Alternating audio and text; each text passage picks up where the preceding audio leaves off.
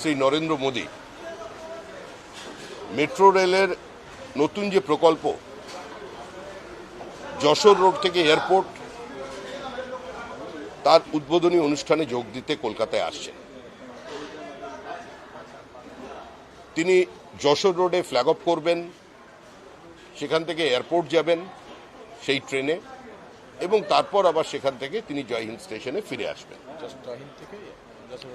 যশোর রোডে ফেরত আসবেন। এরপরে যেভাবে হয় গাড়িতে তিনি পৌঁছবেন, একটি সরকারি প্রোগ্রাম আছে এই মাঠেরই সংলগ্ন একটি জায়গায়, এবং তারপর পরিবর্তন সংকল্প যে যাত্রা সভা, সেই সভায় তিনি অংশগ্রহণ করবেন। এই মুহূর্তে পশ্চিমবঙ্গে 43টা রেলওয়ে প্রজেক্ট জমি জটের কারণে আটকে আছে। একটা রাজ্য সরকারের জন্য যদি কোনো কম্প্রিহেন্সিভ ল্যান্ড পলিসি না থাকে, একটা সরকার ক্ষমতায় আসার পরেই যদি ঘোষণা করে যে আমরা 1 স্কোয়ার ফিট জমিও নতুন করে অধিগ্রহণ করব না, তাহলে তার পরিণতি কি হয় সেটা আজকে অন্তত রেলের প্রকল্পকে বাস্তবায়িত করতে গিয়ে দেখা যাচ্ছে। এছাড়াও সেক্টর 5 থেকে কলকাতার কানেক্টিভিটি বন্ধ হয়ে আছে শুধুমাত্র একটি স্পটে, চিংড়িহাটার সামনে। আমার সঙ্গে ওখানকার স্থানীয় বিধায়ক এবং মন্ত্রী সুজিত বোসের কথা হয়েছে। তিনি বলেছেন যে রাস্তার এপার পর্যন্ত যা হয়েছে সেটা আমার দায়িত্ব, ওখানে কোনো সমস্যা নেই।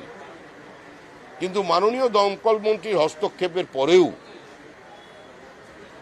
তিনি তার অপারগতার কথা প্রকাশ করেছেন যে তার সামনেই যে 3টি পিলার নিয়ে সমস্যা তৈরি হচ্ছে কলকাতা পুলিশ এবং ট্রাফিক পুলিশের কারণে, যে এত একটা ভালো প্রজেক্ট আজকে সেখানেও স্টলড হয়ে গেছে।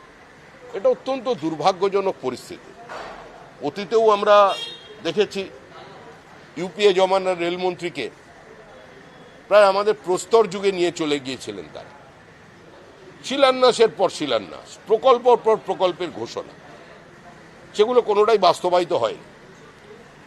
এবং একজন রেলমন্ত্রী দাঁড়িয়ে বাজেট পেশ করতে গিয়ে বলেছিলেন যে ভারতীয় রেল সম্পূর্ণ কোমায় চলে গেছে, আমি সেখান থেকে বার করে আনবার চেষ্টা করছি।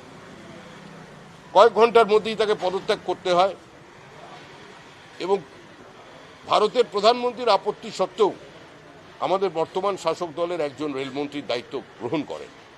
কিন্তু তিনিও ঘোষিত প্রকল্পগুলোর বাস্তবায়িত করতে পারেননি, কারণ সেই প্রকল্পের মধ্যে বা সেই ঘোষণার মধ্যে যতটা রাজনীতি ছিল, বাস্তবতা তার